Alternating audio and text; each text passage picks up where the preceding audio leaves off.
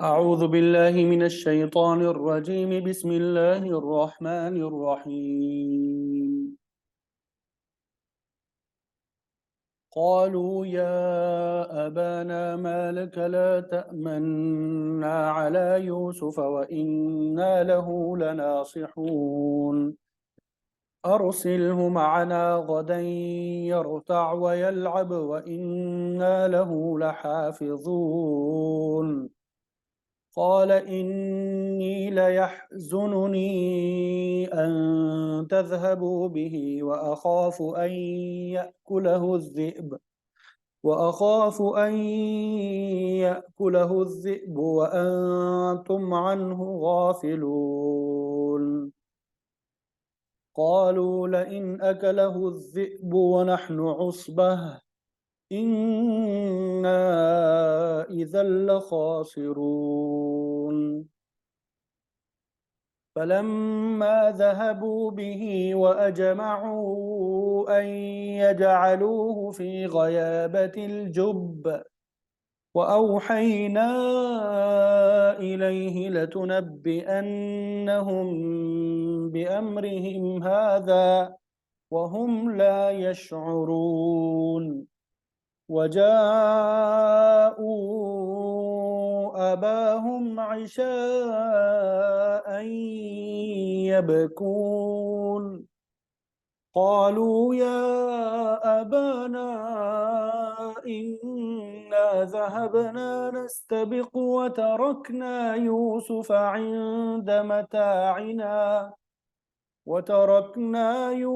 عند متاعنا فأكله الذئب وما أنت بمؤمن لنا ولو كنا صادقين. وجاءوا على قميصه بدم كذب قال بل سولت لكم أنفسكم أمرا فصبر جميل والله المستعان على ما تصفون. وجاءت سيارة فأرسلوا واردهم فأدلى دلوه قال يا بشرى هذا غلام وأسروه بضاعة والله عليم بما يعملون.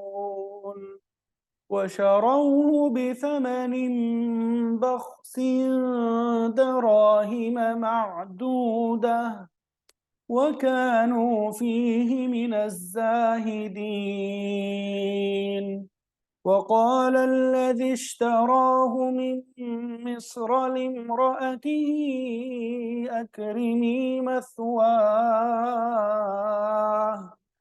أكرمي مثواه عسى أن ينفعنا أو نتخذه ولدا وكذلك مكنا ليوسف في الأرض ولنعلمه من تأويل الأحاديث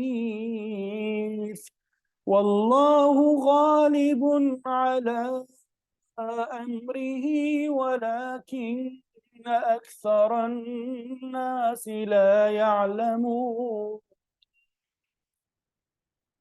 ولما بلغ أشده آتيناه حكما وعلما وكذلك نجزي المحسنين. صدق الله العظيم. अल्हम्दुलिल्लाह आपके सामने सूरह यूसुफ आयत नंबर 11 से आयत नंबर 22 तक तिलावत की सआदत हासिल हुई। अल्लाह ताला से दुआ है कि इसे अपनी बारगाह में कबूल व मंजूर फरमाए, हमारे लिए दुनिया और आखिरत में निजात और हिदायत का ज़रिया बनाए। اور الحمدللہ آج ہمارا یہ دوسرا سبق ہے۔ اللہ تعالیٰ سے دعا بھی کرتے ہیں کہ اللہ تعالیٰ ہم سب کے لیے اس صورت کو بھی خیر اور عافیت کے ساتھ، سہولت کے ساتھ صحیح طریقے سے سمجھنے، سمجھانے اور اس میں جو احکامات مذکور ہے ان پہ عمل کرنے کی توفیق عطا فرمائے۔ تو جیسا کہ آپ سب کو معلوم ہے، ہماری ترتیب یہ پہلے ترجمہ کرتے ہیں، پہلے تلاوت کرتے ہیں، پھر اس کے بعد ترجمہ لفظی اور بامحاورہ آپ کے سامنے ذکر کرتے ہیں، اور پھر اس کے بعد تفسیر بیان کرتے ہیں ایک ایک آیت کی۔ تو اسی ترتیب کے مطابق انشاءاللہ چلیں گے۔ اگر آپ توجہ سے ترجمے کی طرف دیکھیں گے، توجہ سے سنیں گے، تو یہاں بیٹھے بیٹھے ہماری کوشش ہوگی کہ آپ کو ترجمہ یاد ہو جائے، یعنی ترجمہ کم از کم 1-2 مرتبہ یا 3 مرتبہ دہرایا جاتا ہے۔ تو پہلی جو آیت ہے، آیت نمبر 11، قالو یا آبانا، قالو انہوں نے کہا۔ یہ قرآن مجید میں جگہ جگہ آئے گا، ایک مرتبہ ترجمہ صحیح طرح یاد کر لیں۔ کبھی یہاں ترجمہ ہوگا وہ کہنے لگے، اور اکثر ترجمہ جو ہے وہ انہوں نے کہا، ٹھیک ہے۔ یا ابا نا، یہاں بھی 3 الفاظ ہے، یا نمبر 2 ابا اور نمبر 3 نا۔ یا کا معنی اے ابا باپ، نا ہمارے، یا ابانا اے ہمارے باپ۔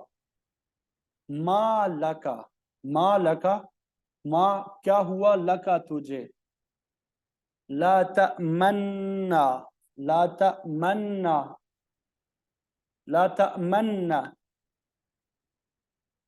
تو اعتماد نہیں کرتا ہم پہ، ٹھیک ہے، تو اعتماد نہیں کرتا ہم پر، علی یوسف، یوسف علیہ السلام کے معاملے پر، وَإِنَّا اور بے شک ہم، لہو اس کے لیے، لناصحون البتہ خیر خواہی کرنے والے ہیں۔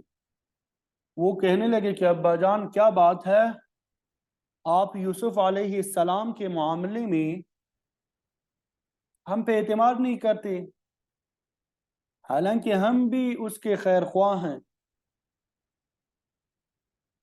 ارسل ہو، ارسل یہ امر کا صیغہ، ارسل باب افعال سے ارسل یرسل ارسالا، کہ جنہوں نے عربک گرامر پڑھی ہے یا جو درس نظامی کر رہے ہیں ان کے لیے میں یہ صرف اور نحو کی اہم باتیں بھی ذکر کرتا جاؤں گا تاکہ ان کا ذہن وہاں پہ بھی چلے، ٹھیک ہے۔ باقی جنہوں نے عربک گرامر نہیں پڑھی وہ ان الفاظ کو سن کے پریشان نہ ہو، یہ اگر سمجھ میں نہ بھی آئے بلکہ آپ صرف سنتے بھی رہیں، اس کا بھی آپ کو فائدہ ہوگا۔ پھر جب آپ عربی گرامر پڑھیں گے تو ان الفاظ سے آپ مانوس ہوں گے، ان الفاظ سے آپ مانوس ہوتے رہیں گے، ٹھیک ہے۔ تو ارسل جو یہ ہے امر ہے، اکرم باب افعال سے، ارسل اسے بیچ دے، ہو اسے، ٹھیک ہے، یہ ضمیر ہے، معنا ہمارے ساتھ، معنا مضاف مضاف الیہ بنتے، مع جہاں پہ آتا ہے ہمیشہ مضاف مضاف الیہ ہی ہوتا ہے۔ ارسل ہو معنا، اسے بیچ دے ہمارے ساتھ، ہو ضمیر کا مرجع یوسف علیہ السلام ہے، غدن آئندہ کل، ٹھیک ہے، یرتع وہ کھائے گا، یرتع وہ کھائے گا، ویلعب اور وہ کھیلے گا، ٹھیک ہے۔ اب یہاں پہ یرتع یلعب یہ فعل مضارع ہیں، ان پہ پیش ہونا چاہیے تھا، لیکن چونکہ یہ جملہ شرطیہ ہے تو اس وجہ سے یہ جواب میں آئے ہیں، اس وجہ سے اس کے اوپر سکون ہے۔ یرتع وہ کھائے گا، ویلعب اور وہ کھیلے گا، وَإِنَّا لَهُ لَحَافِظُونَ اور بے شک ہم اس کے لیے البتہ حفاظت کرنے والے ہیں، ٹھیک ہے۔ وَإِنَّا لَهُ لَحَافِظُونَ، وہاں پہ پہلے ہے وَإِنَّا لَهُ لَنَاصِحُونَ، یہاں پہ لَحَافِظُونَ کی بات آ گئی۔ قال اس نے کہا، انی بے شک میں، لَيَحْزُنُنِي لا البتہ یقیناً، لا البتہ یقیناً، یحزن غمگین کر دیتا ہے، نی مجھے، بے شک مجھے یہ بات غمگین کر دیتی ہے، وہ کیا بات ہے، ان یہ کہ تذہبو تم لے جاؤ بھی اسے، ذہب یذہب کا معنی ہوتا ہے جانا، لیکن کئی مرتبہ بتا چکا ہوں با جب اس کے بعد آ جائے یعنی یہ با اس کی صلہ ہے تو اس کا معنی ہوتا ہے لے جانا، ٹھیک ہے. ان تذهبوا به یہ کہ تم لے جاؤ اسے، جیسے ذهب اللہ بنورہم، اللہ تعالیٰ ان کے نور کو لے جائے گا یعنی ختم کر دے گا. وَأَخَافُ اور میں ڈرتا ہوں ان يَأْكُلَهُ یہ کہ يَأْكُلَهُ کھا لے اسے الذئب بیڑیا، وَأَنْتُمْ اور تم عنہ اس سے غافلون بے خبر رہنے والے ہو. یعنی انہوں نے کہا کہ مجھے یہ بات غمگین کر دیتی ہے کہ تم اسے لے جاؤ، مجھے اندیشہ ہے کہ کہیں اسی بیڑیا کھا جائے اور تم اس کی طرف سے بے خبر رہ جاؤ. ٹھیک ہے. قالوا انہوں نے کہا لئن اکلہ لا البتہ ان اکلہ اگر اسے کھا لیا الذئب بیڑیا، ونحن عصبۃ یہ کل بھی یہ جملہ آ گیا ونحن اور ہم عصبۃ مضبوط جماعت ہیں، انا بے شک ہم اذن اس وقت، کب جب یہ کام ہو جائے اگر بیڑیا اسے کھا لے، لخاسرون البتہ نقصان اٹھانے والے ہوں گے. یعنی وہ کہنے لگے کہ اگر اسی بیڑیا کھا جائے جب کہ ہم طاقتور جماعت ہے تب تو ہم بڑا نقصان اٹھانے والے ہوں گے، تب تو ہمارا تو کوئی فائدہ ہی نہیں ہوگا.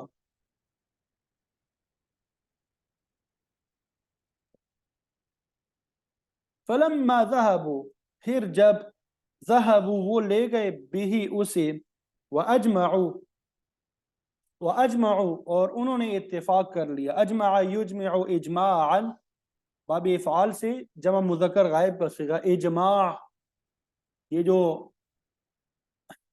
سورسز آف شریعہ جو ہے چار ہے، کتاب اللہ، سنت رسول، اجماع امت اور قیاس، اسی سے یہ اجمعو ہے اور اتفاق، اور انہوں نے اتفاق کر لیا ان یجعلوہ یعنی ان بھائیوں نے آپس میں اتفاق کر لیا ان یہ کہ یجعلوہ وہ ڈال دیں اسے، ان حروف ناصبہ آنے کی وجہ سے فعل مضارع پہ جب حروف ناصبہ داخل ہوتے ہیں تو نون اعرابی حذف ہو جاتا ہے، گرا دیا جاتا ہے. یجعلون تھا، ان داخل ہوا تو نون اعرابی گر گیا. ان یجعلوہ کہ وہ اسے ڈال دیں فی غیابت الجب گمنام کنویں میں، غیابت گمنام الجب کنویں میں. وَأَوْحَيْنَا إِلَيْهِ اور ہم نے وحی کی الیہ اس کی طرف، لَتُنَبِّئَنَّهُمْ لا البتہ، تُنَبِّئَنَّ ضرور بضرور بتائے گا تو ہم انہیں، البتہ ضرور بضرور خبر دے گا تو انہیں. تُنَبِّئَنَّ نَبَّأَ يُنَبِّئُ تنبیئا باب تفعیل سے، ٹھیک ہے. نبأ ينبئ عن النبأ العظیم، نبأ خبر کو کہتے ہیں، نبی کو بھی نبی اسی وجہ سے کہا جاتا ہے کہ وہ اللہ تعالیٰ کے احکامات کے بارے میں خبر دیتا ہے. لَتُنَبِّئَنَّهُمْ بِأَمْرِهِمْ البتہ یقیناً ضرور بضرور تو بتائے گا انہیں بِأَمْرِهِمْ ان کا معاملہ هذا یہ والا، وَهُمْ لَا يَشْعُرُونَ اور وہ نہیں شعور رکھتے ہوں گے. یعنی ہم نے اس کے دل میں یہ بات ڈال دی، یوسف علیہ السلام کے دل میں، کہ تم انہیں ان کے یہ معاملات ضرور بتاؤ گے جبکہ یہ شعور بھی نہ رکھتے ہوں گے. یہ جب ہم 13واں پارہ سٹارٹ کریں گے وہاں پہ اس کی وضاحت آ جائے گی.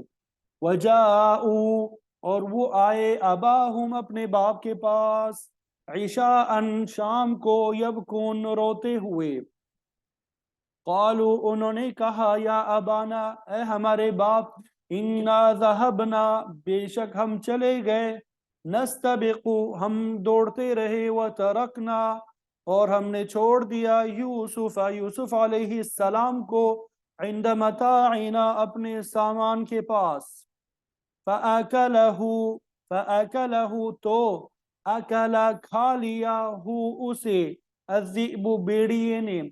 وما انت بمؤمن لنا وما انت اور آپ نہیں ہے بمؤمن ایمان لانے والے، اعتماد کرنے والے، اور آپ اعتماد کرنے والے نہیں ہیں لنا ہم پر، ولو کننا اگرچہ ہوں ہم صادقین سچے، ہم اگرچہ سچ بول رہے ہوں پر آپ ہماری بات پہ یقین نہیں کریں گے.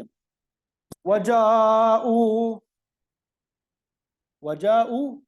اور وہ آئے علی قمیصہ، اس کی قمیص پہ، بدمن خون، جاؤ کا یہاں پہ ترجمہ کریں گے لے آئے، جاء کا معنی ہوتا ہے آنا، لیکن یہاں پہ ترجمہ کیا کریں گے؟ لے آئے بدمن، خون کے ساتھ، آپ کے قمیص پہ خون لگا ہوا لے کے آئے، کذبن، جھوٹا، یعنی یوسف علیہ السلام کی قمیص پہ جھوٹا خون لگا کے لے آئے۔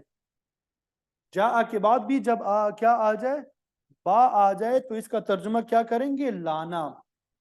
قال، کہا اس نے، بل سولت، بلکہ بنا لیا، لکم، تمہارے لیے، انفسکم، تمہاری نفسوں نے، امرا، ایک بات کو، فصبر جمیل، تو صبر کرنا زیادہ بہتر ہے، واللہ المستعان، اور اللہ تعالیٰ سے المستعان مدد طلب کیا گیا، علامہ، اس چیز پر، تصفون، جو تم بیان کرتے ہو۔ یعنی یعقوب علیہ السلام نے فرمایا، کہا، بلکہ تمہارے دلوں نے ایک بات گڑھ لی ہے، لہذا اب صبر کرنا ہی بہتر ہے، اور تم جو کچھ بیان کر رہے ہو اس پر اللہ ہی سے مدد مانگی جا سکتی ہے۔ وجاءت سیارۃ، اور آیا ایک قافلہ، سیارۃ، قافلہ، ویسے جدید عربی میں سیارہ گاڑی کو کہتے ہیں، ٹھیک ہے۔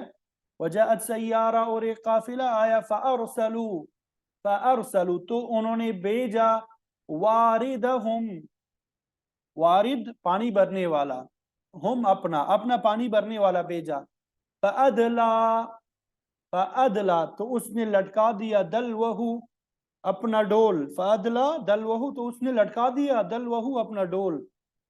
پرانے زمانے میں چونکہ کنویں سے پانی نکالا جاتا تھا اور ڈول جو ہے وہ ڈالتے تھے اور پانی نکال دیا جاتا تھا، آج کل بھی گاؤں دیہات میں وہ ڈول والے کنویں موجود ہے، ٹھیک ہے۔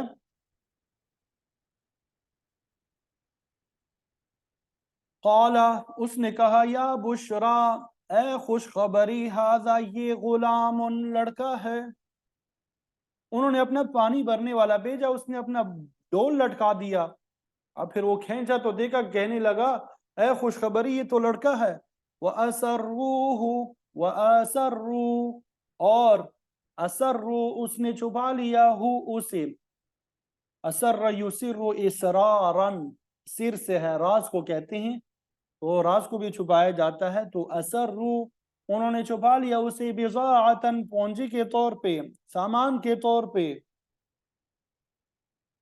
یعنی قافلے والوں نے انہیں ایک تجارت کا مال سمجھ کے چھپا لیا۔ واللہ علیم، اور اللہ تعالیٰ خوب جاننے والا ہے، بما یعملون، اسے جو وہ کر رہے تھے، وہ جو کر رہے تھے اللہ تعالیٰ اسے خوب جاننے والا ہے۔ وَشَرَوْهُ، وَشَرَوْا، اور انہوں نے بیچ دیا اسے، بِثَمَنٍ بَخْسٍ، ناقص قیمت کے بدلے میں، کم قیمت میں بیچ دیا، ثمن قیمت، بخسن کم، دراہیم، درہم، معدودت، گنتی کیے ہوئے، یعنی اسے کم قیمت، گنتی کے چند دراہیم کے عوض بیچ دیا۔ یہاں پہ بِثَمَنٍ میں با جو ہے یہ عوض، بدلے کے معنی میں آتا ہے، ٹھیک ہے، الصاق کے معنی میں نہیں ہے۔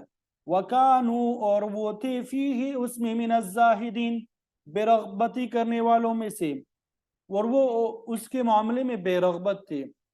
وقال، اور کہا، الذی، اس شخص نے، اشتراہ، جس نے اسے خریدا، من مصر، مصر سے، کس سے کہا؟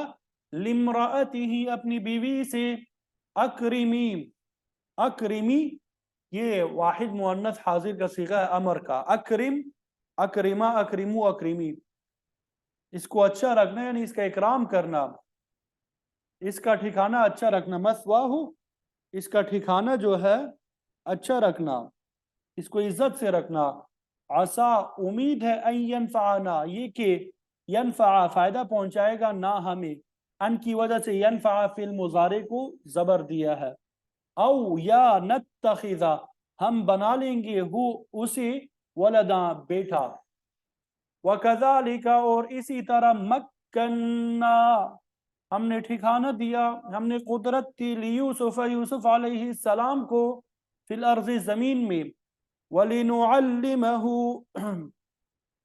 اور تاکہ ہم سکھا دیں اسے من تأویل الاحادیث، باتوں کا موقع سمجھنا، باتوں کا صحیح مطلب نکالنا سکھائیں۔ تعویل الاحادیث، باتوں کا موقع سمجھنا یا باتوں کا صحیح مطلب نکالنا سکھائیں۔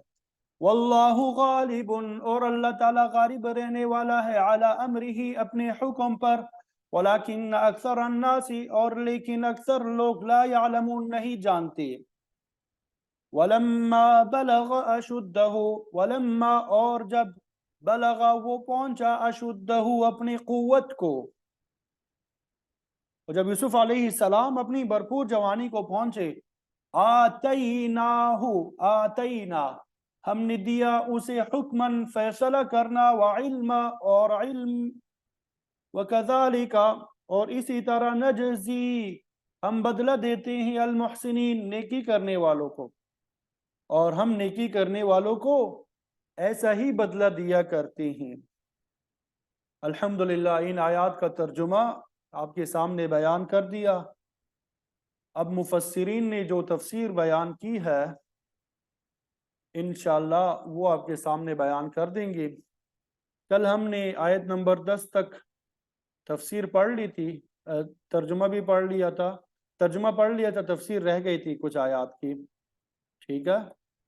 تو جن آیات کی تفسیر جو ہے وہ رہ گئی ہے ان کی تفسیر بھی آج ہم پڑھ لیں گے انشاءاللہ۔ اللہ اکبر کبیرہ والحمدللہ کثیرہ۔ یہ اذ قالوا لیوسف آیت نمبر 8، اس کا ترجمہ ہم نے پڑھ لیا تھا، اس کی تفسیر رہ گئی تھی، تو ابھی اس کی تفسیر بھی ہم کریں گے، ٹھیک ہے؟ اذ قالوا، جب کہا، یوسف علیہ السلام کے بھائیوں نے، یعنی آپس میں مشورہ کیا، اور جیسا کہ میں آپ کو بتا چکا ہوں کہ یوسف علیہ السلام اور بنیامین یہ تمام بھائیوں میں سب سے چھوٹے تھے اور ایک ماں سے تھے، جبکہ باقی بھائی جو 3 ماؤں سے تھے، ایک کے 6 بیٹے تھے اور باقی کے 2 تھے۔ یوسف علیہ السلام اور بنیامین کی ماں فوت ہو چکی تھی، اس لیے باپ کو ان چھوٹے بچوں سے زیادہ پیار تھا، جو بڑے بھائیوں کو اچھا نہیں لگتا تھا، تو بڑے بھائیوں نے مشورہ کیا، کہنے لگے لیوسف واخوہ احب الی ابینا منا ونحن عصبہ، کہ البتہ یوسف علیہ السلام اور اس کا بھائی بنیامین ہمارے باپ کو زیادہ محبوب ہے، ونحن عصبہ، حالانکہ ہم ایک طاقتور جماعت ہے۔ عصبہ اس پارٹی یا گروہ کو کہا جاتا ہے جس کے افراد کی تعداد 10 سے 15 تک ہو۔ یوسف علیہ السلام کی تعداد بھی 10 تھی، تو انہوں نے کہا ہم 10 بھائی بڑے طاقتور ہے، کام کرنے والے ہیں، باپ کے کام بھی آ سکتے ہیں، لیکن یہ 2 چھوٹے بھائی ابھی کسی کام کاج کے قابل نہیں، لیکن ہمارے باپ کو یہ ہم سے زیادہ عزیز ہے، محبوب ہے، ان کی وجہ سے ہمارا باپ ہماری طرف توجہ نہیں کرتا، بلکہ انہی 2 کو سب کچھ سمجھتا ہے۔ ان ابانا لفی ضلال مبین، ہمارا باپ تو سری غلطی پہ ہے۔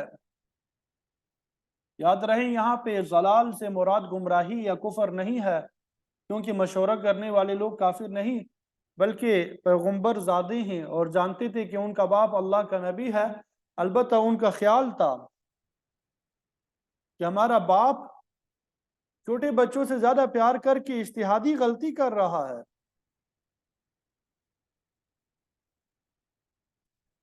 ظاہر ہے کہ اجتہاد میں ایک عام امتی کے علاوہ نبی سے بھی خطا ہو سکتی ہے۔ بیٹوں کا خیال یہ تھا کہ بڑے ہونے کی حیثیت سے ہم باپ کے لیے زیادہ فائدہ مند ہے، اور چھوٹے بچے ابھی اس کے لیے فائدہ مند بھی نہیں ہے، ہم زیادہ فائدہ پہنچانے والے ہیں، تو اسے ہماری طرف زیادہ توجہ دینی چاہیے۔ اسی وجہ سے انہوں نے کہا کہ ہمارا باپ تو واضح طور پہ غلطی پہ ہے، تو انہوں نے مشورہ کر کے کہا اقتلوا یوسف، یوسف علیہ السلام کو قتل کر ڈالو، او اطرحوہ ارضا، یا اسے پھینک دو کسی ایسی زمین میں، یعنی کہیں دور دراز کسی کنویں یا گڑھے میں پھینک دو، تاکہ یہ باپ کی نظروں سے اوجھل ہو جائے۔ اس سے ہمیں کیا فائدہ ہوگا؟ یخلو لکم وجہ ابیکم، تمہارے باپ کی توجہ اور شفقت تمہارے لیے خالی ہو جائے گی. یوسف علیہ السلام نہیں ہوں گے تو باپ تمہیں پیار کرنے لگے گا، اس کی ساری توجہ تمہیں مل جائے گی. تو یوسف علیہ السلام کو راستے سے ہٹانے کے لیے ان کے سامنے دو تجویزیں تھی، یا تو اسے قتل کر دیا جائے یا کسی گہرے کنویں میں اسے ڈال دیا جائے. وَتَكُونُوا مِن بَعْدِهِ قَوْمًا صَالِحِينَ، اور ہو جاؤ تم اس کے بعد اچھے اور نیک لوگ. بھائیوں کے دل میں یہ شیطانی فلسفہ آ رہا تھا. یوسف علیہ السلام کے ساتھ زیادتی کرنے کے بعد پھر اللہ تعالیٰ سے توبہ کرنا اور نیک لوگوں میں شامل ہو جانا، لیکن اس وقت یہ کام کرنا ضروری ہے. آج بھی بعض لوگ گناہ کو گناہ سمجھتے ہوئے کرتے ہیں اور کہتے ہیں کہ بعد میں توبہ کر لیں گے. تو بنیادی طور پہ یہ فلسفہ ہی غلط ہے. ہمیشہ گناہ سے بچنا چاہیے، کیونکہ کسی کو علم نہیں کہ گناہ کے ارتکاب کے بعد، گناہ کرنے کے بعد توبہ کا موقع ملے گا بھی کہ نہیں. یہ تو شیطانی وسوسہ ہے کہ بعد میں توبہ کریں گے. قال قائل منہم، قائل اسم فاعل کا صیغہ ہے. قال قائل منہم، ان میں سے ایک کہنے والے نے کہا، لا تقتلوا یوسف، یوسف علیہ السلام کو قتل نہ کرنا، بے گناہ بچے کا خون اپنے سر پہ مت لینا، یہ تو بہت بڑا ظلم ہے. وَأَلْقُوهُ فِي غَيَابَةِ الْجُبِّ، بلکہ ڈال دو اس کو کسی گہرے کنویں میں، کسی گمنام گڑھے میں پھینک دینا. يَلْتَقِطْهُ بَعْضُ السَّيَّارَةِ، التقط يلتقط التقاطا باب افتعال سے، ٹھیک ہے. اس کو کوئی قافلہ اٹھا لے گا، یعنی اس راستے پہ آنے جانے والے قافلوں میں سے کسی کی نظر پڑ گئی تو کنویں میں سے نکال کے اپنے ساتھ لے جائے گا. اس طرح یوسف علیہ السلام اپنے باپ کی نظروں سے ہمیشہ کے لیے غائب ہو جائے گا. تو کہنے لگا ایسی ہی کرو، ان کنتم فاعلین، اگر تم کچھ کرنا ہی چاہتے ہو تو یہ تدبیر اختیار کرو. تو اس قسم کا مشورہ طے پا جانے کے بعد یوسف علیہ السلام کے بھائیوں نے اپنے بھائی کو لے جا کے ایک کنویں میں ڈال دیا، اور پھر آگے سارے واقعات پیش آئے. کل بھی میں نے آپ کو بتایا کہ مفسرین فرماتے ہیں یوسف علیہ السلام اور ہمارے پیارے نبی صلی اللہ علیہ وسلم کے واقعات میں کافی حد تک مماثلت پائی جاتی ہے، مشابہت پائی جاتی ہے.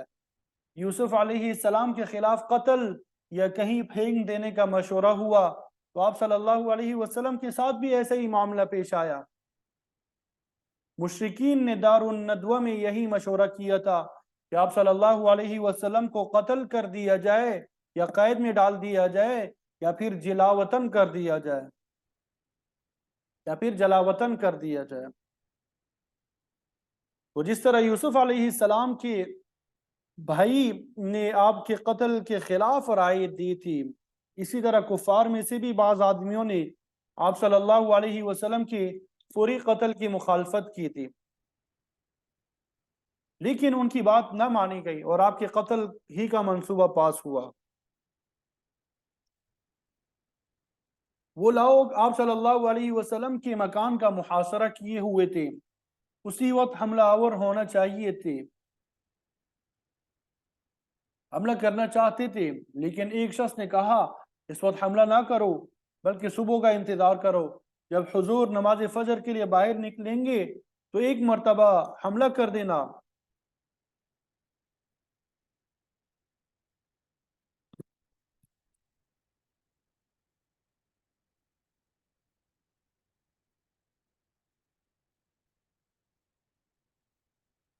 اس ہمدرد دشمن کا خیال تھا کہ وقفہ ملنے سے ہو سکتا ہے کہ ان کی رائے بدل جائے یا اللہ تعالیٰ کوئی اور راستہ پیدا کر دے. بہرحال وہ لوگ صبح تک انتظار کرتے رہے، لیکن آپ صلی اللہ علیہ وسلم مٹی کی مٹھی پھینکتے ہوئے ان کے پاس سے گزر گئے، انہیں خبر تک نہ ہوئی. اس طرح کفار کا منصوبہ ناکام ہو گیا. تو یوسف علیہ السلام اور آپ صلی اللہ علیہ وسلم کے واقعات میں یہ بھی مماثلت ہے کہ اللہ تعالیٰ نے دونوں کو قتل کے منصوبے سے بچا لیا.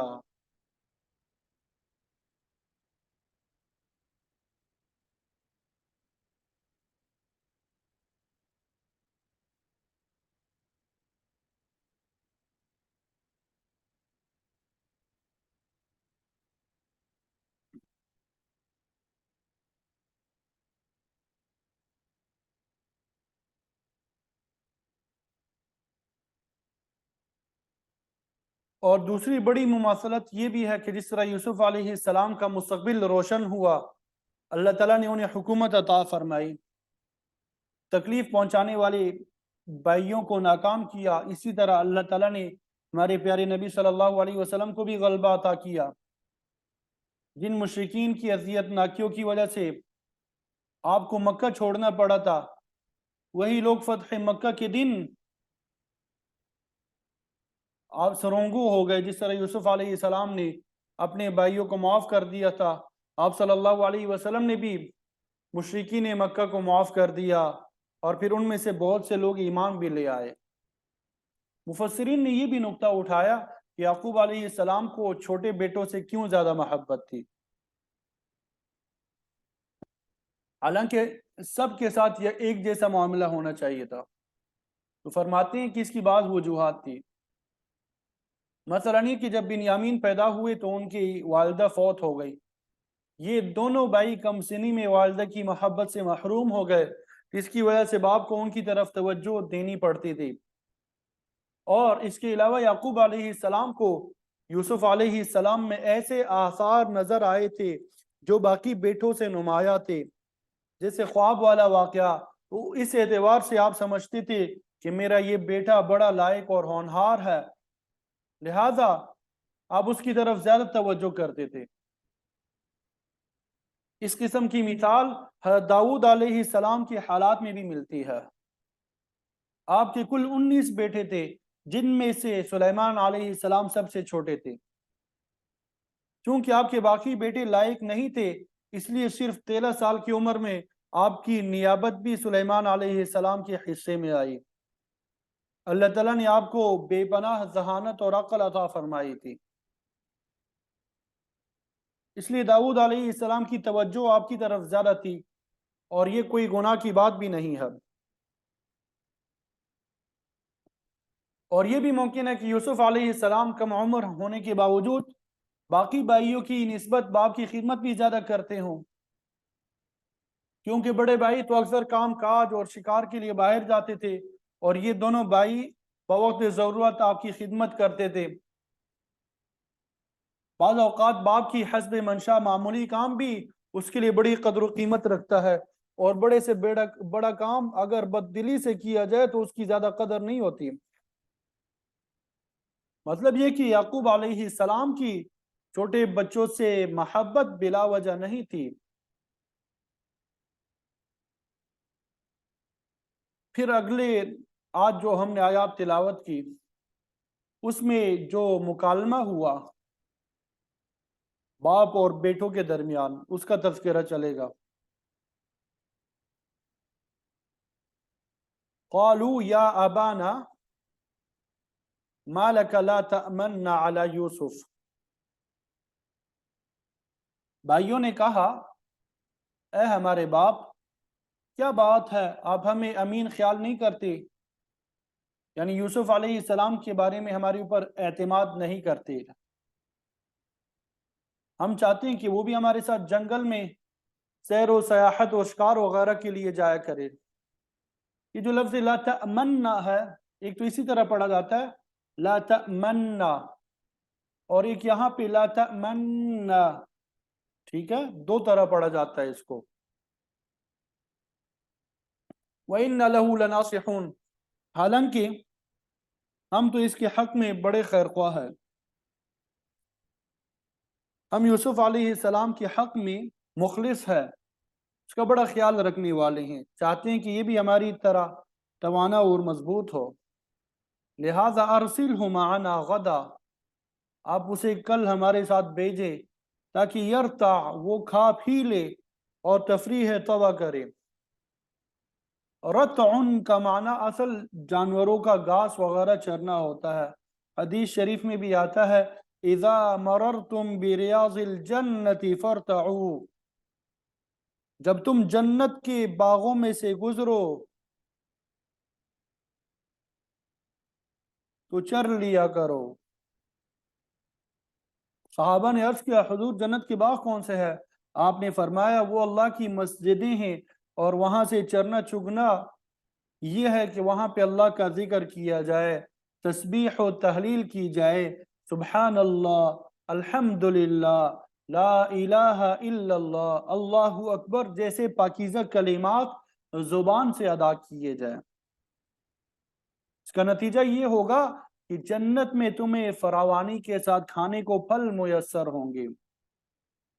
गोया ये मस्जिद जन्नत के बाग है, इनमें खुलूस के साथ इबादत करना इनके फल खाने के मुतरादिफ है। तो रतउन का माना खाना पीना या चरना चुगना आता है। यूसुफ अलैहिस्सलाम के भाई आपको अपने हमरा ले जाने की दो वजूहात बयान करते हैं। पहली बात ये थी कि ये हमारे साथ जंगल में जाके वहां के फल वगैरह खा लेगा। दूसरी बात वयल्अब, वो खेल कूद लेगा। वइन्ना लहू लहाफिजून, बेशक हम उसकी अलबत्ता हिफाजत करने वाले हैं। मतलब वो पिकनिक के लिए जाना चाह रहे थे, लेके जाना चाह रहे थे। तो यहाँ पे इश्काल पैदा होता है कि अल्लाह के नबी नबी याकूब अलैहिस्सलाम के सामने खेल कूद का जिक्र किया गया, लेकिन उन्होंने उसको बर्दाश्त किया। हालांकि खेल कूद तो एक लगव चीज है, अल्लाह का नबी ऐसी चीज की इजाजत कैसे दे सकता है। मुफस्सिरीन फरमाते हैं कि बाज खेलों को जायज भी करार दिया गया। आप सल्लल्लाहु अलैहि वसल्लम का फरमान मौजूद है कि हर किस्म का खेल बातिल है, लेकिन अपनी बीवी के साथ दिल लगी जायज है। गोया ये हक खेलों में से है। इसी तरह घोड़े दौड़ाना, वर्जिश करना, तीरंदाजी करना, ये भी जायज खेलों में से है। बाकी सब खेल बातिल है। बीवी के साथ दिल लगी इसलिए जायज है कि ये हुस्न अखलाक में दाखिल है। घुड़सवारी, तीरंदाजी दुश्मन से मुकाबले के लिए बतौर मश्क है, तो ये भी दुरुस्त है। बाकी जितनी भी यानी गेमें वगैरह है, शरीयत की रियायत करते हुए अगर हम उसे खेलें तो उसमें कोई हरज नहीं है।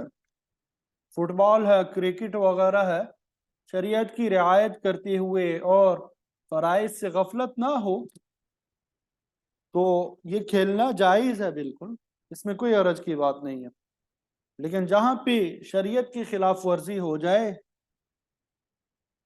फिर इसकी गुंजाइश नहीं है, इजाज़त नहीं है। इस हवाले से हमारे उस्ताद मोहतरम मुफ्ती महमूद अशरफ उस्मानी साहब नव्वरल्लाहु मरक़दहू, उनका एक रिसाला है खेलों की शरई हैसियत, और इतनी तफसील से वहाँ बयान किया कि कौन से खेल जायज़ है, कौन से नाजायज़ है।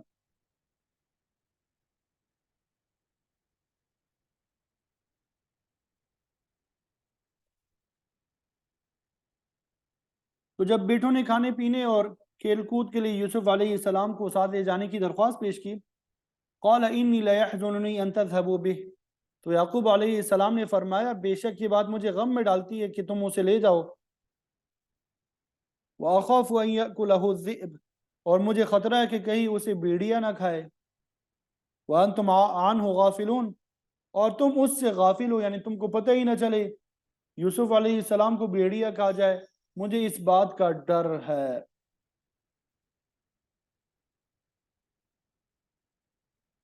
अक्सर मुफस्सिरीन फरमाते हैं कि याकूब अलैहिस्सलाम के वतन कनान में भेड़िए कसरत से पाए जाते थे, जो भेड़ बकरियों को नुकसान पहुंचाते थे और मौका मिलने पे इंसान पे भी हमला कर देते थे।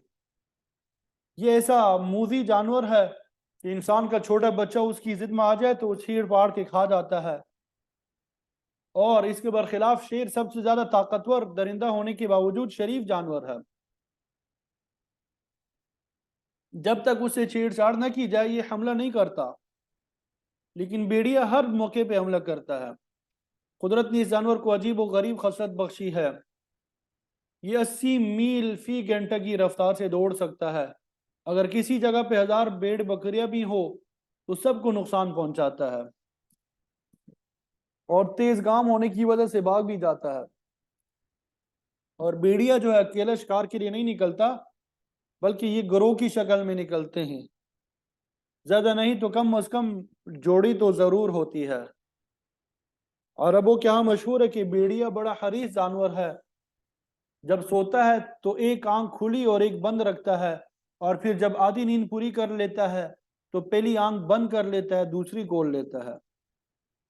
آپ صلی اللہ علیہ وسلم نے اپنے ایک فرمان میں بیڑیے کی مثال اس طرح دی ہے کہ کسی آدمی کا چودراہٹ اور برتری کی طرف راغب ہونا دین کے لیے نقصان دہ ہوتا ہے۔ جس قدر بھوکا بیڑیا ریوڑ کو کا نقصان کرتا ہے، جب اسے بیڑوں میں چھوڑ دیا جائے تو چودراہٹ کے جنون نے انسانی سوسائٹی کو تباہ کر کے رکھ دیا۔ ہر کوئی منمانی کرنے کی کوشش کرتا ہے، دوسرے فریق کی بات سننے کے لیے بھی تیار نہیں ہوتا، اس کا نتیجہ تکبر اور غرور کی صورت میں نکلتا ہے۔ تو اخلاق بالکل ختم ہو جاتے ہیں، دین کا نام و نشان تک باقی نہیں رہتا۔ تو بیٹوں کی درخواست پر جب باپ نے اپنے خدشے کا اظہار کیا، قالوا لئن اکلہ الذئب، وہ کہنے لگے اگر یوسف علیہ السلام کو بیڑیا کھا گیا، ونحن عصبہ، تو ہم تو ایک مضبوط جماعت ہے، بڑے طاقتور اور مرد میدان ہے، انا اذا لخاسرون، ہم تو پھر نہایت نکمے اور عاجز ٹھہرے۔ یعنی اگر ہمارے ہوتے ہوئے یوسف علیہ السلام کو بیڑیا کھا گیا تو ہماری جوان مردی کا کیا فائدہ، ہم سخت نقصان اٹھانے والے ہوں گے۔ تو بیٹوں نے باپ کو ہر طرح سے یقین دلانے کی کوشش کی کہ انہیں کوئی خطرہ محسوس نہیں کرنا چاہیے۔ ادھر یوسف علیہ السلام کو بھی ورغلا رہے تھے اور انہیں سبز باغ دکھا کے حملہ جانے پہ آمادہ کر رہے تھے، اور باپ کو بھی یقین دلا رہے تھے کہ وہ بھائی کی حفاظت کا ذمہ لیتے ہیں۔ بالآخر باپ مجبور ہو گیا، اس نے یوسف علیہ السلام کو اپنے بھائیوں کے ساتھ جانے کی اجازت دے دی۔ فلما ذهبوا به واجمعوا، جب بھائی یوسف علیہ السلام کو اپنے ساتھ لے گئے اور راستے میں بھی انہوں نے اپنے چھوٹے بھائی کے ساتھ سخت رویہ اختیار کیا، تذلیل و تحقیر کی، اور پھر منزل مقصود پہ پہنچ کے وَأَجْمَعُوا، انہوں نے اس بات پہ اتفاق کیا أَن يَجْعَلُوهُ فِي غَيَابَةِ الْجُبِّ، کہ وہ یوسف علیہ السلام کو کسی گہرے کنویں میں پھینک دے، اور ان کی دوسری تجویز یہ تھی کہ آپ کو قتل ہی کر دیا جائے، لیکن ایک کے مشورے پہ کنویں میں ڈال دینے کی تجویز پہ اتفاق ہو گیا۔ تو بھائیوں نے یوسف علیہ السلام کو ایک ہی رسی سے باندھ کر کنویں میں لٹکا دیا، جب کہ آپ نے کنویں کا نصف فاصلہ نیچے کی طرف طے کر لیا تو رسی چھوڑ کر آپ کو یکدم کنویں میں گرا دیا گیا۔ بعض مفسرین فرماتے ہیں کہ اس کنویں میں پانی خشک ہو چکا تھا، تو نیچے پہنچ کر یوسف علیہ السلام ایک پتھر پہ بیٹھ گئے، آپ کا کرتا بھی بھائیوں نے گرانے سے پہلے ہی اتار لیا تھا۔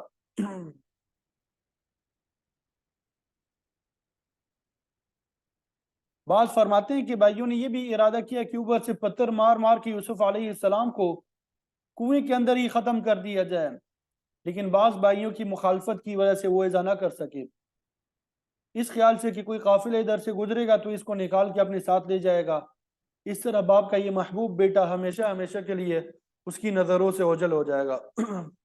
جب یوسف علیہ السلام کنویں کے اندر پہنچ گئے تو اللہ تعالیٰ فرماتے ہیں وَأَوْحَيْنَا إِلَيْهِ، ہم نے آپ کی طرف وحی بھیجی اور تسلی دی کہ اے یوسف علیہ السلام گھبرائے نہیں، اللہ تعالیٰ آپ کا حامی و ناصر ہے۔ ایک وقت آنے والا ہے لَتُنَبِّئَنَّهُمْ بِأَمْرِهِمْ هَذَا، کہ آپ ان کو اس بات کے متعلق بتائیں گے جو یہ حرکت کر رہے ہیں، آپ سب کچھ ان کو جتلا دیں گے اور پھر ان کو شرمسار ہونے پڑے گا۔ بچپن میں نزول وحی کے متعلق مفسرین نے مختلف باتیں کی ہیں۔ بعض فرماتے ہیں کہ یہ وحی نبوت کی وحی تھی۔ امام حسن بصری رحمۃ اللہ علیہ فرماتے ہیں کہ اللہ تعالیٰ نے کنویں کے اندر ہی وحی نازل فرما کے یوسف علیہ السلام کو نبوت کے عہدے پہ سرفراز فرمایا تھا۔ وہ قادر مطلق ہے، بچپن میں بھی نبوت عطا کر سکتا ہے۔ یحییٰ اور عیسیٰ علیہ السلام کو بچپن بلکہ پیدائش کے وقت ہی نبوت مل گئی، تو اسی طرح یوسف علیہ السلام کو بھی بچپن میں نبوت مل جانا کچھ بعید نہیں ہے۔ لیکن اکثر مفسرین فرماتے ہیں کہ یہ وحی نبوت کی وحی نہیں تھی، بلکہ وہ بعد میں نازل ہوئی، کیونکہ عام طور پہ نبوت اور رسالت 40 سال کی عمر میں جا کے ملتی ہے، اور کنویں کے اندر جس وحی کا ذکر کیا گیا ہے یہ الہام کی وحی تھی۔ اللہ تعالیٰ نے فرشتے کو بھیج کر یوسف علیہ السلام کو تسلی دی کہ آپ ان مشکل حالات سے گھبرائیں نہیں، بلکہ ثابت قدمی سے ان مصائب کو برداشت کریں، اللہ تعالیٰ آپ کا مستقبل روشن کرے گا۔ مفسرین فرماتے ہیں کہ ایسا ہی الہام تھا جیسا کہ اللہ تعالیٰ نے حضرت موسیٰ علیہ السلام کی والدہ کی طرف کیا تھا۔ اسی قسم کے الہام کا ذکر سورہ نحل میں شہد کی مکھیوں کی طرف بھی ملتا ہے، وَأَوْحَى رَبُّكَ إِلَى النَّحْلِ، کہ تیرے پروردگار نے شہد کی مکھیوں کی طرف وحی کی کہ وہ پہاڑوں اور درختوں میں اپنا گھر بنائیں اور پھر تمام پھلوں کا رس چوسیں، تو اللہ تعالیٰ ان کے پیٹوں میں شہد جیسی مفید چیز پیدا کرے گا۔ تو اللہ تعالیٰ نے وحی کے ذریعے یوسف علیہ السلام کو تسلی دی۔ اس موقع پہ یوسف علیہ السلام نے اللہ تعالیٰ کی بارگاہ میں دعا کی تھی، مفسرین نے اس کا بھی ذکر کیا۔ آپ نے عرض کیا یا شاہدن غیر غائب، اے وہ ذات جو حاضر ہے اور غائب نہیں ہے، یا قریباً غیر بعید، جو قریب ہے دور نہیں ہے، یا غالباً غیر مغلوب، جو غالب ہے مغلوب نہیں ہے، اجعل لی من امری ھذا خرجا ومخرجا، میرے لیے اس معاملے میں کشادگی پیدا کر دے۔ ابراہیم علیہ السلام نے بھی اسی قسم کی دعا کی تھی، حسبی اللہ لا الہ الا ہو، تو اللہ تعالیٰ نے فرشتے کو بھیج کر آپ کو تسلی دی تھی۔ یہاں پر بھی اللہ تعالیٰ نے فرشتے کو بھیج کر یوسف علیہ السلام کو تسلی دی کہ تم فکر نہ کرو، عن قریب تم انہیں ان کے اس غلط کام پہ مطلع کرو گے، وَهُمْ لَا يَشْعُرُونَ، اور اس وقت ان کو پتہ بھی نہیں ہوگا، یعنی ان کو بالکل علم نہیں ہوگا کہ ان کا پول ظاہر ہونے والا ہے۔ اس کا مطلب یہ بھی ہو سکتا ہے کہ ان کو اس وقت پتہ نہیں کہ یوسف علیہ السلام کا مستقبل کتنا شاندار ہے، وہ تو آپ کو ہلاک کرنا چاہتے ہیں تاکہ باپ کی توجہ ان کی طرف ہو جائے، لیکن اللہ تعالیٰ اسی ذریعے سے یوسف علیہ السلام کو بام عروج تک پہنچانا چاہتے ہیں۔ بہرحال یوسف علیہ السلام کو کنویں میں پھینک دیا گیا، واپس آئے، وَجَاءُوا أَبَاهُمْ عِشَاءً يَبْكُونَ، اپنے باپ کے پاس عشاء کے وقت روتے ہوئے، وہ جھوٹا رونا روتے آئے تاکہ ان کا قصور ظاہر ہو جائے۔ رونا کئی قسم کا ہو سکتا ہے، اللہ تعالیٰ کی خشیت سے رونا آتا ہے، اللہ کے عذاب کو یاد کر کے بھی انسان رو پڑتا ہے، بعض دفعہ راحت کا رونا آتا ہے، اور کوئی مکاری کا رونا بھی ہو سکتا ہے۔ تو یوسف علیہ السلام کا رونا، ان کے بھائیوں کا، یہ مکاری کا رونا تھا تاکہ باپ کے سامنے اپنی بے گناہی ثابت کر سکے۔ امام اعمش رحمۃ اللہ علیہ فرماتے ہیں کہ کسی شخص کی ایسی کہانی اور ایسے رونے کا اعتبار نہیں کیا جا سکتا جیسا کہ یوسف علیہ السلام نے رو کر دکھایا تھا۔ وہ روتے ہوئے قالوا یا ابانا انا ذهبنا نستبق، کہنے لگے اے ہمارے باپ، بے شک ہم گئے ایک طرف دوسرے سے آگے نکلنے کی کوشش کر رہے تھے، دوڑ رہے تھے، وترکنا یوسف عند متاعنا، ہم نے یوسف علیہ السلام کو اپنے سامان کے پاس چھوڑا تھا، فاکلہ الذئب، اس کو بھیڑیے نے کھا لیا۔ ہمارے ساتھ یہ حادثہ پیش آ گیا، یوسف علیہ السلام کو ایک بھیڑیا کھا گیا، اور پھر یقین دلانے کے لیے یہ بھی کہا وما انت بمؤمن لنا ولو كنا صادقین، کہ آپ ہماری بات کی تصدیق نہیں کریں گے اگرچہ ہم سچے ہی کیوں نہ ہو۔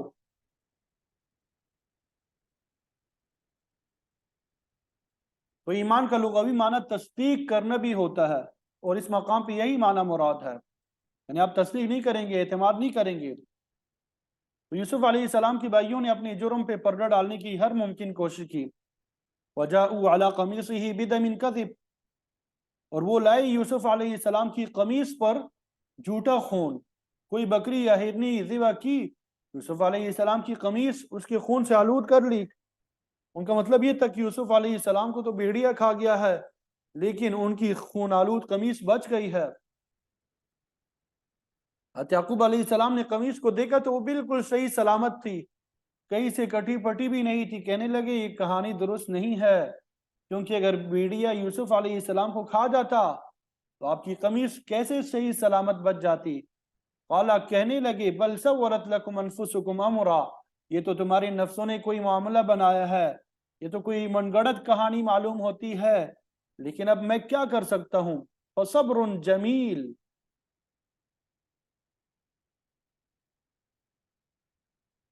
اللہ اکبر کبیرہ. اب تو صبر جمیل کے علاوہ کوئی چارہ ہی نہیں ہے. صبر جمیل اس صبر کو کہا جاتا ہے جس میں مخلوق کے سامنے کسی قسم کا گلہ شکوہ نہ ہو، بلکہ انسان اللہ کی رضا پہ راضی ہو جائے. اس موقع پہ یعقوب علیہ السلام نے فرمایا واللہ المستعان علی ما تصفون، اب تو تمہاری کارگزاری پہ اللہ تعالیٰ سے ہی مدد طلب کی جا سکتی ہے. یعنی تم جو کچھ کر رہے ہو میں اس پہ اللہ ہی سے مدد مانگتا ہوں. آپ نے کوئی حیل و حجت یا جزا فضا نہیں کی، بلکہ اس واقعے کو اللہ تعالیٰ کی طرف سے آزمائش سمجھتے ہوئے قبول کیا اور صبر جمیل کا نمونہ بن کے خاموش ہو گئے. ادھر اللہ تعالیٰ کی قدرت کا یہ کرشمہ ظاہر ہوا. وجاءت سیارہ، وہاں پہ قافلہ آ گیا، تجارتی قافلہ تھا، بہت سامان تجارت بھی تھا. امام بغوی اور دیگر مفسرین فرماتے ہیں کہ یہ قافلہ یوسف علیہ السلام کو کنویں میں ڈالنے کے 3 دن بعد اس مقام پہ پہنچا. یہ 3 دن یوسف علیہ السلام نے کس طرح کنویں میں گزارے اس کے متعلق کوئی صحیح روایت نہیں ہے.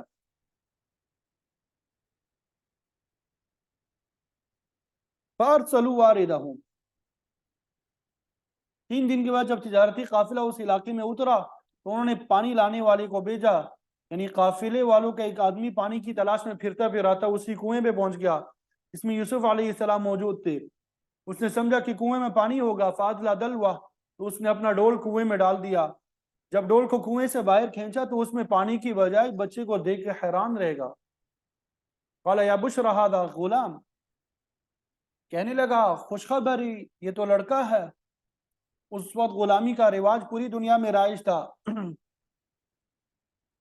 لونڈی غلام ایک قیمتی اثاثہ تھا سمجھے جاتے تھے. انہوں نے کہا یہ تو مفت میں غلام مل گیا، اس کو فروخت کر کے پیسے کمائیں گے. وہ اثر روح بضاع، تو بچے کو برآمد کرنے والوں نے اسے پونجی کے طور پہ چھپا لیا کہ باقی قافلے والوں کو بتائے بغیر ہم خود ہی اس سے فائدہ اٹھائیں گے. ادھر اللہ تعالیٰ کا ارشاد ہے واللہ علیم بما یعملون، کہ اللہ تعالیٰ خوب جانتا ہے جو کچھ وہ کرتے ہیں. مقصد یہ کہ اللہ تعالیٰ ان کی تمام کارروائیوں سے واقف، بلکہ ہر نفس کے دلی ارادے کو بھی جانتا ہے کہ کوئی کس نیت اور ارادے سے کون سا کام انجام دے رہا ہے. یوسف علیہ السلام کے بھائی بھی کنویں کی نگرانی کر رہے تھے. اس واقعے کے بعد جب کنویں پہ آئے تو وہاں اپنے بھائی کو نہ پایا. سمجھ گئے کہ قافلے والے نکال کے لے گئے. ان کے پاس پہنچے اور کہنے لگے یہ ہمارا غلام ہے جو بھاگ کر آ گیا ہے، اسے واپس کرو، یا اگر تم چاہو تو اسے خرید بھی سکتے ہو. خوبصورت بچہ تھا، قافلے والے خریدنے پہ رضامند ہو گئے. وَشَرَوْهُ بِثَمَنٍ بَخْسٍ، بھائیوں نے یوسف علیہ السلام کو تھوڑی قیمت پہ قافلے والوں کے ہاتھ بیچ دیا. وہ قیمت کیا تھی؟ دراہم معدودہ، چند گنے ہوئے درہم، یعنی بہت ہی معمولی قیمت کے بدلے یوسف علیہ السلام کو فروخت کر دیا. مفسرین فرماتے ہیں کہ خرید و فروخت کی اس کارروائی میں یوسف علیہ السلام نے کوئی کلام نہ کیا. انہوں نے یہ بھی نہ کہا کہ میں غلام نہیں ہوں بلکہ میں ان کا بھائی ہوں. اور اس کی وجہ مفسرین یہ بتاتے ہیں کہ جب شرفاء پہ ابتلا آ جاتی ہے تو پھر وہ صبر و استقامت کا اظہار کرتے ہیں تاکہ ان کے خاندان پہ کوئی حرف نہ آئے. اسی مصلحت کے تحت یوسف علیہ السلام نے بھی خاموشی اختیار کی.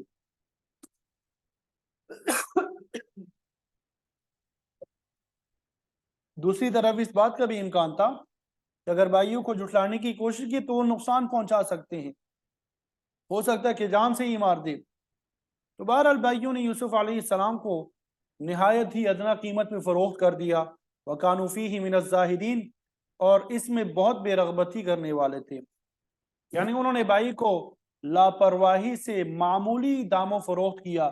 ان کا مقصد صرف یہ تھا کہ یوسف علیہ السلام کسی طریقے سے اپنے باپ کی نظروں سے ہمیشہ ہمیشہ کے لیے غائب ہو جائے۔ اس طرح انہیں کچھ پیسے بھی مل گئے اور ان کا مقصد بھی پورا ہو گیا۔ دوسری طرف اللہ تعالیٰ کی حکمت بھی اپنا کام کر رہی تھی۔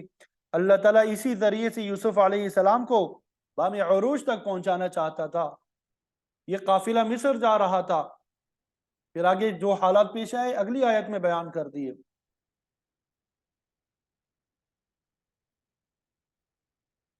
مفسرین فرماتے ہیں کہ یوسف علیہ السلام کو جس بندے نے خریدا تھا اس کا نام مالک ابن زعر بتاتے ہیں۔ اس نے آگے جا کے مصر میں آپ کو فروخت کر دیا۔ تاریخی روایات میں یہ بھی آتا ہے کہ کنعان سے مصر تک کے سفر کے دوران بعض اوقات آپ کو لے جانے والوں کے دل میں رقت پیدا ہوتی تھی، لیکن وہ آپ کو غلام سمجھ کے آپ سے مالی مفاد حاصل کرنے کی فکر میں رہے۔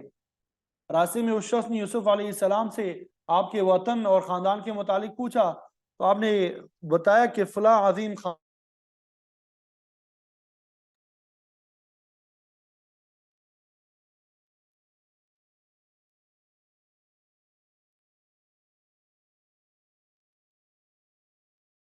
جی آواز آ رہی ہے؟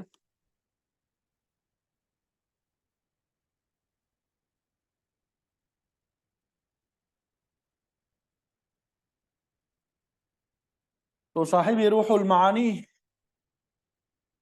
بیان فرماتے ہیں کہ اس قسم کے واقعات قصے کے کہانی کی کتابوں میں ملتے ہیں تو ان کے متعلق پورے وثوق کے ساتھ کچھ نہیں کہا جا سکتا۔ تو مصر پہنچ کے وہ لوگ آپ کو غلاموں کی منڈی میں لے گئے، نحاس بازار کہتے ہیں، جہاں غلام اور لونڈی فروخت ہوتے تھے۔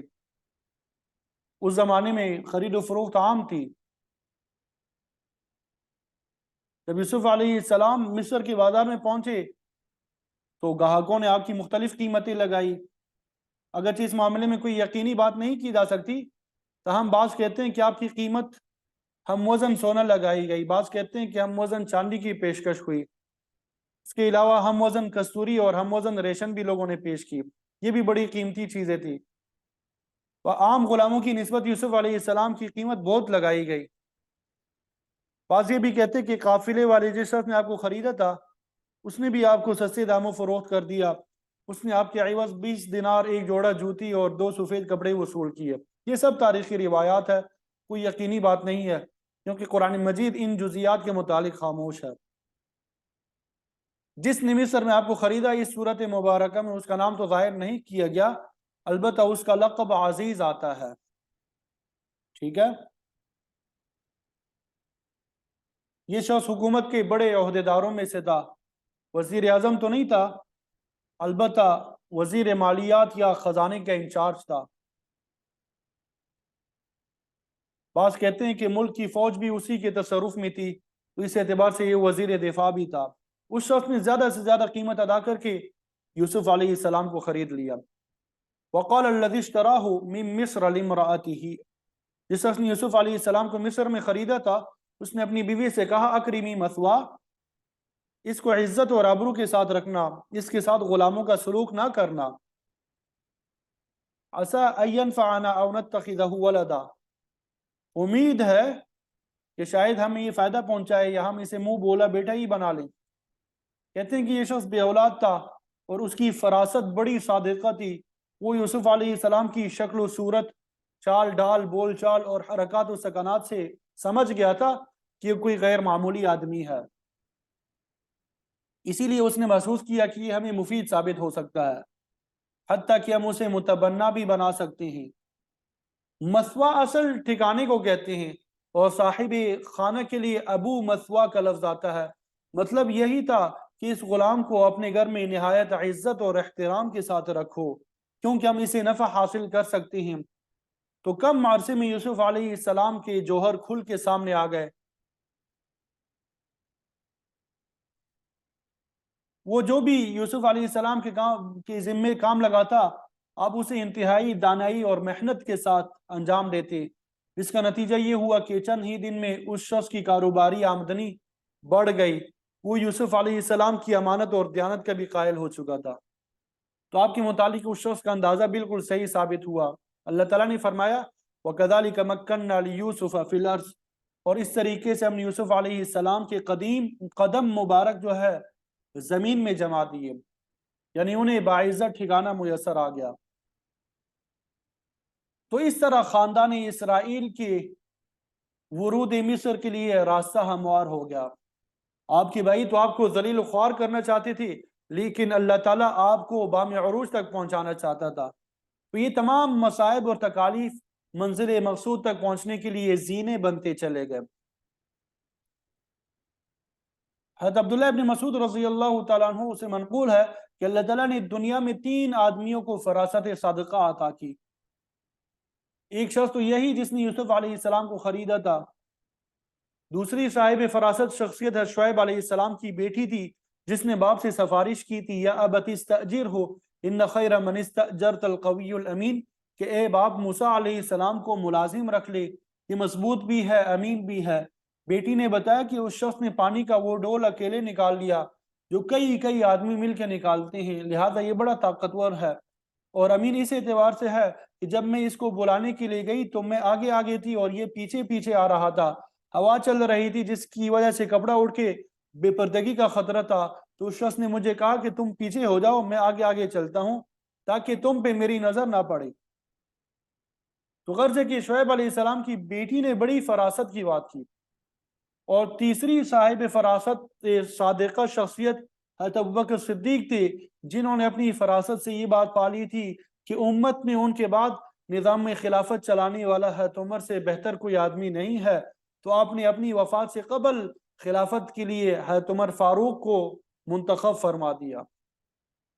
تو فرمایا کہ اس طرح ہم نے یوسف علیہ السلام کو زمین میں ٹھکانہ دیا، وَلِنُعَلِّمَهُ مِن تَأْوِيلِ الْأَحَادِيثِ، اور تاکہ ہم آپ کی باتوں کو ٹھکانے لگانے کا طریقہ سکھا دیں۔ اس سے مراد خوابوں کی تعبیر بھی ہے اور عام معاملات کو ٹھیک طریقے سے نبھانے کی صلاحیت بھی مراد ہے۔ کسی معاملے کی تہ تک پہنچ کے اس کا ٹھیک فیصلہ کرنا یہ ہر آدمی کا کام نہیں ہے، ایسا وہی شخص کر سکتا ہے جسے اللہ تعالیٰ نے خاص صلاحیت دی ہو۔ واللہ غالب علی امری، اللہ تعالیٰ اپنے معاملات میں غالب ہے، وہ جو چاہے کر ڈالے یا کسی کام کے ہو جانے کے لیے راستہ تیار کر دے، ہموار کر دے۔ اللہ تعالیٰ کی مشیت اور ارادے میں کوئی شخص دخل نہیں دے سکتا، اس کی تدبیر تمام تدابیر پہ حاوی ہے۔ واللہ خیر الماکرین، اللہ تعالیٰ سب سے بہتر تدبیر کرنے والا ہے۔ ولیکن اکثر الناس لا یعلمون، لیکن اکثر لوگ نہیں جانتے۔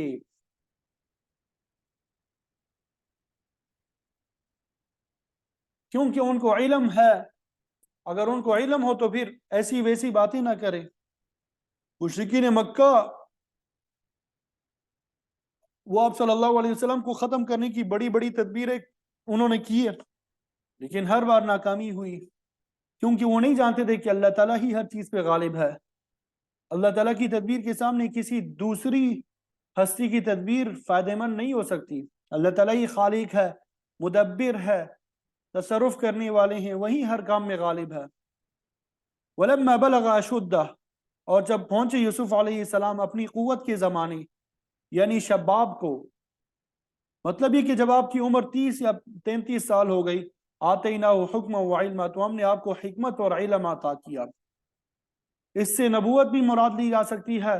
بعض مفسرین فرماتے ہیں یحییٰ علیہ السلام کی طرح یوسف علیہ السلام کو بھی بچپن میں ہی نبوت عطا ہو گئی تھی، اس طرح کے شعروں میں ہم نے ابھی آپ کو بتایا، لیکن بعض کہتے ہیں کہ آپ کو نبوت 40 سال کے بعد ملی۔ البتہ اللہ تعالیٰ نے آپ کو دانائی، حکمت اور صحیح فہم پہلے ہی عطا کر دیا تھا۔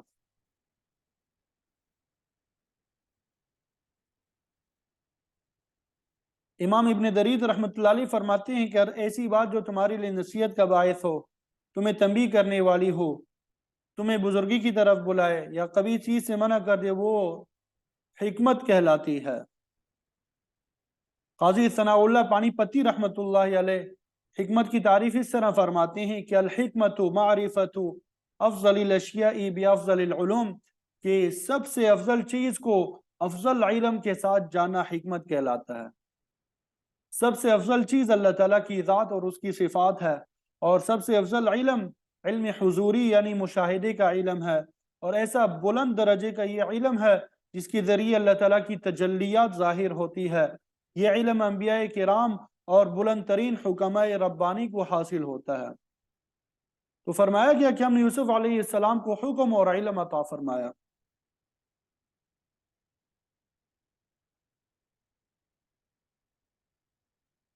وَكَذَلِكَ نَجْزِي الْمُحْسِنِينَ، اور ہم اسی طرح بدلہ دیا کرتے ہیں نیکی کرنے والوں کو۔ اللہ تعالیٰ کا کامل درجے کا اطاعت گزار جو کبھی صبر کا دامن نہیں چھوڑتا، محسن کہلاتا ہے۔ تو اللہ تعالیٰ نے فرمایا کہ وہ محسن کے بدلے کو ضائع نہیں کرتے، بلکہ ایسے لوگوں کو بام عروج تک پہنچاتے ہیں۔ حضرت یوسف علیہ السلام نے کمال اطاعت اور صبر کا اظہار کیا، تو اللہ تعالیٰ نے آپ کو حکمت اور علم عطا فرما کے اپنے کمال عنایات سے نوازا اور بام عروج تک پہنچایا۔ اللہ تعالیٰ ہم سب کو عمل کی توفیق عطا فرمائے۔ وآخر دعوانا ان الحمد للہ رب